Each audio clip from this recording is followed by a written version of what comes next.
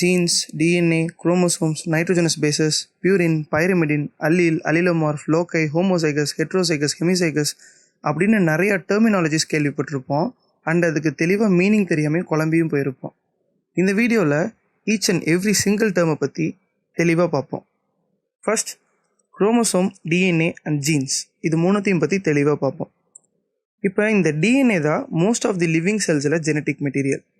இந்த காம்ப்ளெக்ஸான DNA molecule எதனால் ஃபார்ம் ஆயிருக்குன்னா, நிறைய நியூக்ளியோடைட் சீக்வன்ஸ் ஒன்றா சேர்ந்து தான் இந்த காம்ப்ளெக்ஸ் டிஎன்ஏ மாலிகுலை ஃபார்ம் பண்ணியிருக்கோம். ஒரு நியூக்ளியோடைட்குள்ளே ஒரு நியூக்ளியோசைடு, ஒரு ஃபாஸ்பேட் மாலிகுல் இருக்கும். இந்த நியூக்ளியோசைடு எதால் ஆயிருக்குன்னா, ஒரு டிஆக்சி ரைபோ சுகர் அப்புறம் ஒரு நைட்ரஜன் பேஸால் ஃபார்ம் ஆயிருக்கும். தென் இந்த நைட்ரோஜனஸ் பேஸஸையும் ரெண்டாக பிரிக்கலாம். ஒன்று பியூரின், இன்னொன்று பைரிமிடின். இதில் பியூரினில் 2 நைட்ரோஜனஸ் பேஸஸ் இருக்கும், அது அடினைன் அண்ட் குவானைன். தென் பைரிமிடினில் 2 நைட்ரோஜனஸ் பேஸஸ் இருக்கும், அது சைட்டோசின் அண்ட் தைமின். இந்த 4 நைட்ரோஜனஸ் பேஸஸும் அந்த டிஆக்சி ரைபோ சுகர் கூட எது வேணாலும் அட்டாச் ஆகலாம். ஸோ இப்போ இந்த மாதிரி நிறையா நியூக்ளியோசைட்ஸ் அண்ட் ஃபாஸ்பேட் மாலிகுல்ஸ் ஒன்றா சேர்ந்து ஒரு நியூக்ளியோடைட் ஸ்ட்ராண்டை ஃபார்ம் பண்ணும். இந்த மாதிரி 2 நியூக்ளியோடைட் ஸ்ட்ராண்டு சேர்ந்து ஃபார்ம் பண்ணுறது தான் ஒரு டபுள் ஸ்டாண்டர்ட் டிஎன்ஏ மாலிகுல். இந்த டபுள் ஸ்டாண்டர்ட் டிஎன்ஏ மாலிகுலில் ஜீன்ஸ் எங்கே இருக்கும் அப்படின்னு கேட்டால், நம்ம நைட்ரோஜனஸ் பேஸ் மொத்தம் 4 இருக்குது. அந்த 4ல் 3 நைட்ரோஜனஸ் பேஸ் பேர்ஸ் எடுத்துக்கிட்டோம்னா அதை ஒரு கோடான்னு சொல்லுவோம். ஒரு கோடானும் ஒரு அமினோ ஆசிடை கோட் பண்ணும். மொத்தம் நம்மக்கிட்ட 4 நைட்ரோஜனஸ் பேஸ் இருக்குது. அதில் மொத்தம் 64 கோடான்ஸ் ஃபார்ம் பண்ணலாம். அந்த 64 கோடான்ஸும் மொத்தமாக 20 அமினோ ஆசிட்ஸை ஃபார்ம் பண்ணும். இந்த ஹோல் ப்ராசஸ் பேர் புரோட்டீன் சிந்தசிஸ். அதை பற்றி பின்னாடி டீட்டெயில்டாக இன்னொரு வீடியோவில் பார்ப்போம். இப்போ எதுக்காக ஸ்பெசிஃபிக்காக அமினோ ஆசிட் அப்படின்னு சொன்னோன்னா, நிறைய அமினோ ஆசிட் ஒன்றா சேர்ந்துச்சு அப்படின்னா தான் ஒரு புரோட்டீன் மாலிகுலை ஃபார்ம் பண்ணும்.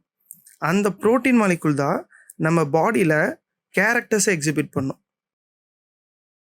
இப்போது ஐ கலர் அப்படிங்கிற கேரக்டருக்கு ரெஸ்பான்சிபிள் ஒரு புரோட்டீன். அந்த புரோட்டீனை ஃபார்ம் பண்ணுறது ஒரு குரூப் ஆஃப் அமினோ ஆசிட்ஸ். அந்த அமினோ ஆசிட்ஸை ஃபார்ம் பண்ணுறது நம்ம டிஎன்ஏல இருக்க அந்த ஸ்பெசிஃபிக் கோடான்ஸ். அந்த கோடான்ஸை தான் ஜீன்ஸ் அப்படின்னு சொல்லுவோம். இன்னும் நல்லா தெளிவாக சொல்லணுன்னா, நம்ம செல்ஸில் 15th குரோமோசோமில் OCA2 அப்படின்னு ஒரு ஜீன் இருக்குது. இந்த ஜீனில் மொத்தம் 2 வெர்ஷன் இருக்குது. அதில் வெர்ஷன் 1ல் ப்ரொடியூஸ் ஆகிற அந்த அமினோ ஆசிட் சீக்வன்ஸ் ஒரு ப்ரோட்டீன் பிக்மெண்ட்டை ஃபார்ம் பண்ணும். அந்த ப்ரோட்டீன் பிக்மெண்ட் நம்ம ஐக்கு ப்ளூ கலர் கொடுக்கும். இதுவே அதே OCA2 ஜீனில் இன்னொரு வெர்ஷன் இருக்குது. அந்த வெர்ஷன் ப்ரொடியூஸ் பண்ணுற பிக்மெண்ட் ப்ரோட்டீனில் ஃபார்ம் ஆகிற கலர் பிளாக் கலர் ஐயை கொடுக்கும். ஜீன்ஸை பற்றி தெரிஞ்சுக்க வேண்டிய விஷயம் அவ்வளோதான். இப்போ இந்த ஜீன்ஸை வச்சுருக்க டிஎன்ஏ மாலிகுலை நல்லா டைட்டாக வவுண்ட் பண்ணோம்னா ஒரு காம்ப்ளெக்ஸ் ஸ்ட்ரக்சர் ஃபார்ம் ஆகும். அதுக்கு பேர் தான் குரோமோசோம்ஸ்.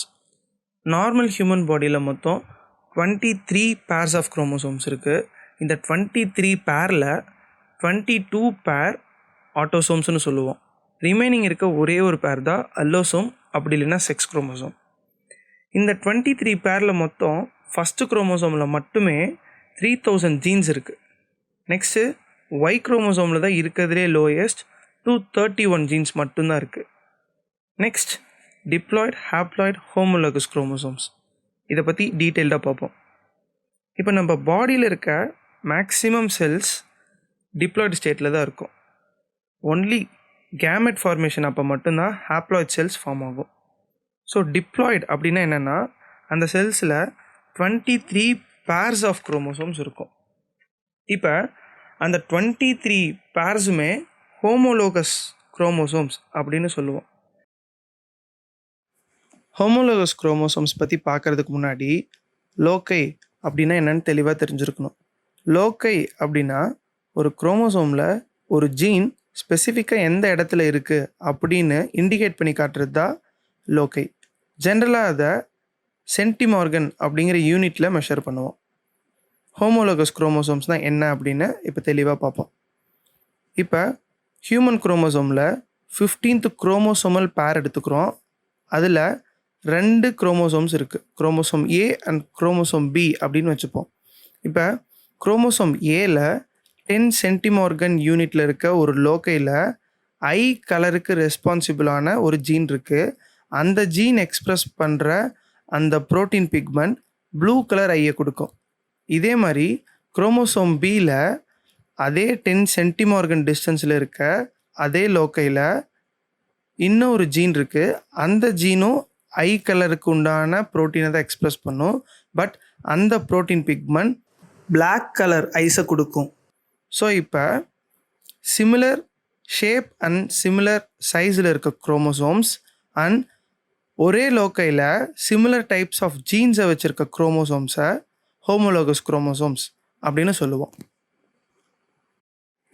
ஹியூமன் ஜீனோம் எடுத்துக்கிட்டோம்னா அதில் ஹியூமன் ஃபீமேலில் 23 ஹோமோலோகஸ் பேர்ஸ் இருக்கும். பட் மேலில் 22 பேர்ஸ் தான் இருக்கும். ரீசன் என்ன அப்படின்னா ஹியூமன் மேலில் 23rd பேரில் XY குரோமோசோம் இருக்கும். அந்த XY குரோமோசோமில் எக்ஸ் குரோமோசோமில் நிறையா ஜீன்ஸ் இருக்கும், சைஸும் பெருசாக இருக்கும். பட் ஒய் குரோமோசோம் 231 ஜீன்ஸ் தான் வச்சுருக்கோம் அண்ட் சைஸும் ரொம்பவே கம்மியாக இருக்கும். ஸோ ஹியூமன் மேலில் 23rd பேரை மட்டும் ஹெட்ரோலோகஸ் குரோமோசோம் அப்படின்னு சொல்லுவோம். நெக்ஸ்ட்டு ஹாப்ளாய்ட் செல்ஸை பற்றி பார்ப்போம். ஹாப்ளாய்ட் செல்ஸில் டோட்டலாக குரோமோசோமல் கவுண்ட்டு நார்மல் டிப்ளாய்ட் செல்ஸில் இருக்கிறத விட பாதியாக தான் இருக்கும். அதாவது 23 குரோமோசோம்ஸ் தான் இருக்கும். ஸோ இப்போ மேலில் இருக்க ஸ்பெர்ம் செல்ஸும் தென் ஃபீமேலில் இருக்க எக் செல்ஸும் மட்டும்தான் ஹாப்ளாய்டு கண்டிஷனில் ஹியூமன்ஸில் இருக்கும். இந்த 2 செல்லும் எதனால் ஹாப்ளாய்டில் இருக்கும் அப்படின்னா இது ரெண்டும் ஃபியூஸ் ஆகிறப்ப 23 + 23 46 குரோமோசோம்ஸை ஃபார்ம் பண்ணும். அந்த 46 குரோமோசோம்ஸ் இருக்க ஜைகோட்டில் இருந்து மைட்டோசிஸ் செல் டிவிஷன் மூலமாக ஒரு ஹோல் டிப்ளாய்டு ஆர்கானிசமே டெவலப் ஆகும். மைட்டோசிஸ் பற்றி தெளிவாக தெரிஞ்சுக்கணுன்னா மேலே இருக்க கார்டை கிளிக் பண்ணுங்கள். இப்போது அல்லீல், ட்ரைட் அண்ட் கேரக்டர் இதை பற்றி பார்ப்போம். ஒரு ஜீன் ஒரு பாடியில் ஒரு கேரக்டரை எக்ஸ்ப்ரெஸ் பண்ணுறதுக்கு ரெஸ்பான்சிபிள். பட் அந்த ஜீன் 2 வேர்ஷன்ஸில் இருக்கலாம். ஃபார் எக்ஸாம்பிள் ஹியூமன் குரோமோசோம்ஸில் 15th குரோமோசோம் எடுத்துக்கிட்டோம்னா அதில் OCA2 அப்படின்னு ஒரு ஜீன் இருக்குது. அதில் 2 வெர்ஷன் இருக்குது. ஒரு வெர்ஷன் பிளாக் கலர் ஐயை கொடுக்கும், இன்னொரு வெர்ஷன் ப்ளூ கலர் ஐயை கொடுக்கும். இப்போ இது ரெண்டுமே ஒரே ஜீனோட டிஃப்ரெண்ட் ஃபார்ம்ஸ் தான். ஸோ இப்போ இந்த ஒரே ஜீனோட 2 டிஃப்ரெண்ட் வெர்ஷன்ஸை தான் நம்ம அல்லீல்ஸ் அப்படின்னு சொல்லுவோம். இப்போ ட்ரைட்ஸ் அப்படின்னா என்னென்னா இந்த அல்லீல்ஸ் எக்ஸ்ப்ரெஸ் பண்ணுறது தான் ட்ரைட்ஸ். ஸோ பொதுவாக ஒரு ஜீன் ஒரு கேரக்டரை எக்ஸ்ப்ரெஸ் பண்ணும். In this case eye colour அப்படிங்கிற கேரக்டர். அந்த ஜீனோட வேரியண்ட் அதாவது அல்லீல்ஸ் ட்ரைட்ஸ் எக்ஸ்ப்ரெஸ் பண்ணும். இங்கே black colour eye and blue colour eye. இதை தான் நம்ம ரொம்ப காலமாக contrasting pairs of same genes அப்படின்னு சொல்லி மீனிங் புரியாமையே படிச்சுக்கிட்டு இருந்தோம். இந்த அல்லீல்ஸையும் டாமினன்ட் அல்லீல், ரிசசிவ் அல்லீல் அப்படின்னு 2ஆக பிரிக்கலாம். டாமினன்ட் அல்லீல் அப்படின்னா அந்த அல்லீல் ப்ரொடியூஸ் பண்ணுற ப்ரோட்டீன் காம்பவுண்ட் கம்ப்ளீட்லி எஃபிஷியண்ட்டாக இருக்கும். அண்ட் ரிசசிவ் அல்லீல் அப்படின்னா அதில் ப்ரொடியூஸ் ஆகிற ப்ரோட்டீன் காம்பவுண்ட் எய்தர் இன்எஃபிஷியண்ட்டாக இருக்கும், அப்படி இல்லைன்னா சுத்தமாக ஃபங்க்ஷனே ஆகாமல் இருக்கும். நம்ம ஸ்கூல்ஸில் ரிசசிவ் அல்லீல் எந்த ப்ரோட்டீனையும் செக்ரீட் பண்ணாது அப்படின்னு ஒரு மிஸ்கான்செப்ஷன் நிறைய பேருக்கு இருக்கும். ஆக்சுவலி அப்படி கிடையாது. ரிசசிவ் அல்லீல் ப்ரோட்டீன் செக்ரீட் பண்ணும், பட் கேரக்டரை எக்ஸ்ப்ரெஸ் பண்ணாது, அவ்வளோதான். இப்போது ஹோமோசைகஸ், ஹெட்ரோசைகஸ், ஹெமிசைகஸ் அப்படின்னு சொல்லி இந்த அல்லீல்ஸை இன்னும் நல்லா டீப்பாக டிஃப்ரென்ஷியேட் பண்ணலாம். இந்த ஹோமோசைகஸ் கண்டிஷன் அப்படின்னா ஒரு ஹோமோலோகஸ் பேரில் இருக்க ஒரு அல்லீல் பேர் ரெண்டுமே ஒரே மாதிரி இருக்கும். அதாவது எய்தர் ரெண்டுமே டாமினண்ட்டாக இருக்கும், இல்லைனா ரெண்டுமே ரெசசிவாக இருக்கும். நெக்ஸ்ட்டு ஹெட்ரோசைகஸ் கண்டிஷன் அப்படின்னா ஒரு ஹோமோலோகஸ் பேரில் இருக்க அல்லீல் பேர் ரெண்டுமே டிஃப்ரெண்ட்டாக இருக்கும். ஒன்று டாமினண்ட்டாக இருக்கும், ஒன்று ரிசசிவாக இருக்கும். நெக்ஸ்ட்டு ஹெமிசைகஸ். ஹெமிசைகஸ் அப்படின்னா இதில் ஒரு அல்லீல் மட்டும்தான் இருக்கும், இன்னொரு அல்லீலே இருக்காது. ஃபார் எக்ஸாம்பிள் ஹியூமன் மேலில் 23rd குரோமோசோம் எடுத்துக்கிட்டோம்னா அதில் ஒய் குரோமோசோம்க்கு இன்னொரு அல்லீல் கிடையாது. பிகாஸ் ஒரே ஒரு ஒய் குரோமோசோம் தான் இருக்குது, அதுக்கு ஹோமோலோகஸ் பேரே கிடையாது. பட் ஹியூமன் ஃபீமேல் எடுத்துக்கிட்டோம்னா அவங்களுக்கு எக்ஸ் குரோமோசோமில் ஹோமோலோகஸ் பேர் இருக்குது. ஸோ ஒன்லி ஹியூமன் மேல் மட்டும்தான் ஹெமிசைகஸ் இன் நேச்சர்.